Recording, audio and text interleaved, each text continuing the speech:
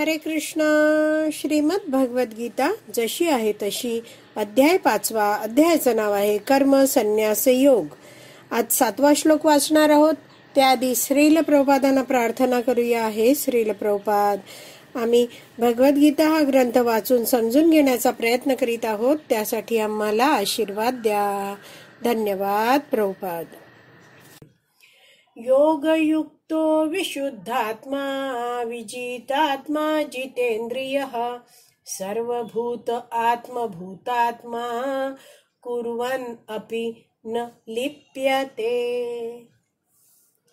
तर भगवान श्रीकृष्ण अर्जुनाला ज्ञान देताना म्हणत आहेत, जो भक्तिपूर्ण कर्म करतो, विशुद्ध आत्मा आहे आणि आपले मन व इंद्रिये संयमित करतो, तो सर्वांना प्रिय असतो आणि सर्वजण त्याला प्रिय असतात. असा मनुष्य जरी कर्म करीत असला तरी तो कधीच बद्ध होत नाही. शब्द बघूया. योगयुक्त म्हणजे काय? मी शब्दशः अर्थ वाचत जाते. भक्तीमध्ये मग्न आहे. तर कसं आहे? सतत भगवान श्रीकृष्णांच्या सेवेमध्ये मग्न आहे. यामुळे काय होतं? भगवंतांची सेवा केल्यामुळे विशुद्ध आत्मा, तो त्याचं मन चित्त हृदय आहे ते शुद्ध झालेलं आहे. काय आहे त्याच्या पुढचे बद्दल म्हटलंय? विजित आत्मा म्हणजे तो आत्मसंयमी आहे आणि भगवंतांच्या सेवेत सर्व कार्य केलीत. इंद्रियांना भगवंतांच्या सेवेत लावल्यामुळे तो काय झाला आहे? पुढे लिहिलाय, जितेंद्रिय. इंद्रियांवर त्याने विजय प्राप्त केलेला आहे.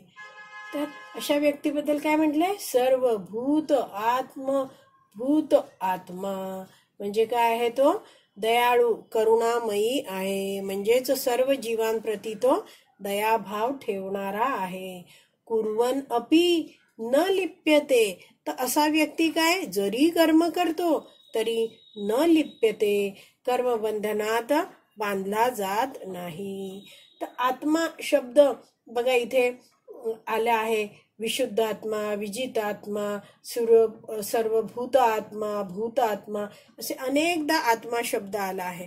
तर आत्म्या शब्दाचे संस्कृत हा शब्द आहे. तर ह्याचे अनेक अर्थ आहेत. संस्कृत डिक्शनरीमध्ये मिळतात हे अर्थ. कधी शरीर, मन, बुद्धी, जीवात्मा, इंद्रिय, अहंकार असे वेगवेगळे आत्मा या शब्दाचे अर्थ असतात. आणि हे जे अर्थ आहेत ते आपल्याला समजू शकत नाहीत, पण जे भक्त आहेत, महान भक्त, जसं आता प्रभुपाद आहेत, तर प्रभुपादांनी आपल्या जे गुरुशिष्य परंपरेतून हे सगळं ज्ञान शिकलेलं आहे. त्यातून त्यांनी हे पुढच्या शब्दाचा काय अर्थ ते सगळं शिकलं आहे आणि आपल्याला प्रभुपाद इथे शब्दशः अर्थ देऊन समजवत आहेत. तर इथे आपण एकतर विजित आत्मा बघितलं, ज्याने मनाला जिंकलेलं आहे, आणि दुसरं बघितलं विशुद्ध आत्मा म्हणजे इंद्रिय उपभोगाची त्याला काही इच्छा नाहीये असं. तर गीताभूषण टीका आहे जी श्रील बलदेव विद्याभूषण यांनी लिहिली आहे. त्यात ते म्हणतात की सर्व प्रकारच्या मुमुक्षांमध्ये असा व्यक्ती श्रेष्ठ बनतो. मुमुक्षू म्हणजे कोण? ज्याला मुक्तीची अपेक्षा आहे तो. तर असा व्यक्ती श्रेष्ठ बनतो. कसा आहे तो? पहिला शब्द योगयुक्तो. तो युक्त आहे म्हणजेच जो निष्काम कर्मयोग करतो आहे. इंद्रिय तृप्तीची इच्छा नाहीये, हृदय शुद्धीसाठी कर्म करतो आहे. तो विशुद्ध आत्मा आहे. तर त्याने अधिकृत गुरुशिष्य परंपरेतून वैदिक शास्त्र शिकलेलं आहे आणि वैदिक शास्त्रांच्या आज्ञांचं पालन करतोय आणि त्यामुळे त्याची बुद्धी शुद्ध झाली आहे. आणि शुद्ध बुद्धी जी आहे त्यामुळे काय होतं? काय योग्य काय अयोग्य ह्यातला फरक जाणण्यासाठी तो हुशार होतो आणि योग्य ते स्वीकारलं जातं. याला शुद्ध बुद्धी पण म्हटलं जातं. सत असत विवेक बुद्धी पण म्हटलं जातं. तर असा व्यक्ती काय आहे? विजित आत्मा आहे. तो इंद्रियांना भगवंतांच्या सेवेत लावतो आणि म्हणून त्याची सगळी इंद्रिय आहेत ती संयमित होतात आणि मग ती इंद्रिय विषयांकडे आसक्त होत नाहीत. तर अशा व्यक्तीबद्दल काय म्हटलं आहे? सर्व भूतात्मा भूतात्मा. तर असा व्यक्ती सर्वांना प्रिय आहे आणि सर्वजण त्याला प्रिय आहेत. का बरं? कारण असा व्यक्ती जो आहे हा भक्ती करतोय, भगवंतांच्या सेवेत प्रत्येक कार्य करतोय, तो स्वतःच्या इंद्रिय तृप्तीसाठी कुणालाच दुःख देत नाही. आणि त्यामुळे असा व्यक्ती कर्माने दूषित होत नाही, कारण इंद्रिय तृप्तीसाठी तो कर्म करतच नाहीये. म्हणून असा व्यक्ती आहे तो कुर्वन् अपि न लिप्यते, जरी तो कर्म करतोय तरी तो कधीच बद्ध होत नाही. तर असा हा जो व्यक्ती आहे ज्याची चर्चा चालली आहे, जो योगयुक्त आहे, पहिल्या ओळीत सगळी त्याची विशेषणं सांगितली आहेत, तो व्यक्ती कसा आहे? श्रील बलदेव विद्याभूषण समजवताना म्हणतायत की तो शारीरिक स्तरावर नाहीये, देहात्म बुद्धीमध्ये नाहीये. जो देहात्म बुद्धी व्यक्ती असतो, शारीरिक स्तरावर कार्य करणारा व्यक्ती असतो, त्याचे विचार काय असतात की मी इंद्रिय तृप्ती करेन आणि मी संतुष्ट होईन. आणि असं इच्छेने, इंद्रिय तृप्तीच्या इच्छेने जे कर्म केलं जातं त्या कर्मामुळे कर्मबंधनात तो व्यक्ती बद्ध होतो. पण इथे चर्चा केलेली हा जो व्यक्ती आहे तो योगयुक्त आहे, तो इंद्रिय तृप्तीसाठी कर्म करत नाहीये, आत्मा स्तरावर कार्य करतो आहे, भगवंतांसाठी कार्य करतो आहे, तर मग तो काय बद्ध होत नाही. तर तात्पर्य वाचूया. जो कृष्ण भावनेद्वारे मुक्तिपथावर असतो तो सर्व प्राणी मात्रांना प्रिय असतो आणि सर्व प्राणी मात्र त्याला प्रिय असतात. तर आपण या भौतिक जगतामध्ये बघतो तर प्रेमाचं आदान प्रदान होत असतं. ते कशावर आधारित असतं? इंद्रिय तृप्तीच्या संबंधांवर आधारित असतं. समजा आता दोन व्यक्ती आहेत, उदाहरण घेऊया.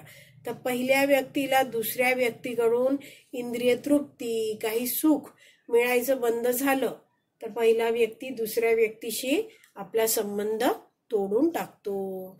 जसं एक वाक्य म्हटलं जातं ना, गरज सरो वैद्य मरो.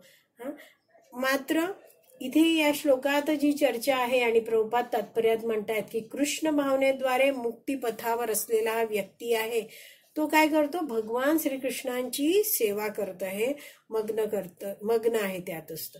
तो काय जाणतोय की सर्व जीव आहेत ते भगवंतांचेच अंश आहेत, लेकरं आहेत, आणि मी सुद्धा भगवंतांचाच अंश आहे. आणि त्यामुळे तो सर्व जीवांशी अतिशय प्रेमाने, नम्रपणे, आदराने, दयाभावनेने वागतो आणि कधीच कुणाचं तो शोषण करत नाही. स्वतःच्या इंद्रिय तृप्तीसाठी इतरांचं सगळं ओढून घेणं, ओरबाडून घेणं असं तो कोणतंच कार्य करत नाही.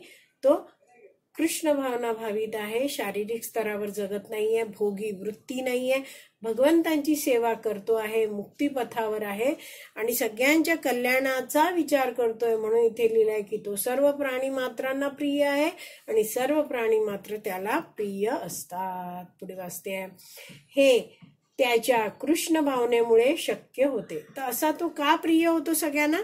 कारण तो कृष्ण भावना भावित असतो, त्याच्या हृदयात कोणतीच काम भावना नसते.